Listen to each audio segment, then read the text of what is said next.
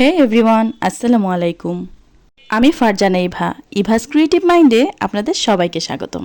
দেখতে দেখতে শীত কিন্তু চলে এসেছে, আর এসেই আমার গলা চেপে ধরেছে, যার জন্য আমার গলার এই অবস্থা।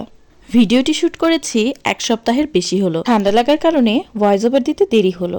যাই হোক, এবার চলুন আসল কথায়। প্রায় মাসখানেক আগের কথা, আমার হাজবেন্ড বাজার থেকে লাল শাক কিনে এনেছিল এবং সেই লাল শাকের মধ্যে একটি ছিল পুঁইশাকের ছোট্ট চারা। আমি সেই পুঁইশাকের ছোট্ট চারাটিকে আমার টবে পরম যত্নে বুনে দিয়েছিলাম। আজ দেখুন ছোট্ট চারা গাছটি কত বড় হয়ে গেছে।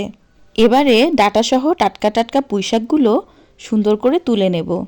বর্তমানে আমি যে বাসায় থাকি, এই বাসার বারান্দায় প্রচুর পরিমাণে রোদ আসে।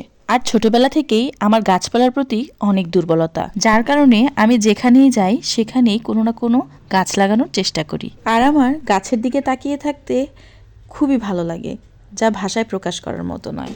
আলো বাতাস আর পানি পেলে গাছের আর বেশি কিছু লাগে না। তবে আমি চেষ্টা করি সবজির খোসা, কাঁচা ডিমের খোসাগুলো গাছের গোড়ায় দিতে। আর এজন্যই অন্যদের ছাদের গাছের থেকে আমার বারান্দার গাছগুলো এত হৃষ্টপুষ্ট হয়। আমি পুঁইশাকগুলো খুব ভালোভাবে তুলে নিয়েছি। দেখুন একটি গাছ থেকে কতগুলো হয়েছে।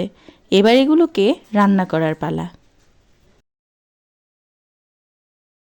আমি এখানে শাকপাতাগুলোকে খুব ভালো করে ধুয়ে নিয়েছি। আর একটি কথা, পুঁইশাকের পরিমাণ আমার কাছে কম কম লাগায় আমি এখানে কিছু পালং শাকও অ্যাড করেছি। আজকে আমি পুঁইশাকগুলো রান্না করব চিংড়ি দিয়ে। প্রথমে প্যানে তেল গরম করে এতে পেঁয়াজ, কাঁচামরিচ কুচি এবং চিংড়ি দিয়ে দেব। এগুলোকে হালকা ভেজে এতে মশলা অ্যাড করব। আমি এখানে হলুদ, মরিচ, জিরা, রাঁধুনি, ধনিয়া এই সবগুলো মশলাকে আমি আগে থেকেই গুলিয়ে রেখে তারপর ব্যবহার করেছি। চিংড়িগুলোকে কিছুক্ষণ কষিয়ে এবার এখানে অ্যাড করব আগে থেকে ধুয়ে রাখা পুঁইশাক। এবার এই সবগুলো উপাদানকে হালকা নেড়েচেড়ে ঢাকনা দিয়ে ঢেকে রান্না করব। এ পর্যায়ে চুলার আঁচটা মিডিয়াম রেখে রান্না করব। আমি কিন্তু এখানে এক্সট্রা কোনো পানি অ্যাড করিনি। পুঁইশাক থেকে যে পানি উঠেছে সেই পানি দিয়ে রান্না কমপ্লিট করেছি। আরেকটি কথা, আমি কিন্তু মশলা দেওয়ার সময়ই লবণটাও দিয়ে নিয়েছিলাম। আমার নিজ হাতে বোনা পুঁইশাক ও এই চিংড়ি মাছের রেসিপিটি আপনাদের কাছে কেমন লেগেছে অবশ্যই কমেন্টে জানাবেন। সম্পূর্ণ ভিডিওটি দেখার জন্য আপনাদের সবাইকে ধন্যবাদ।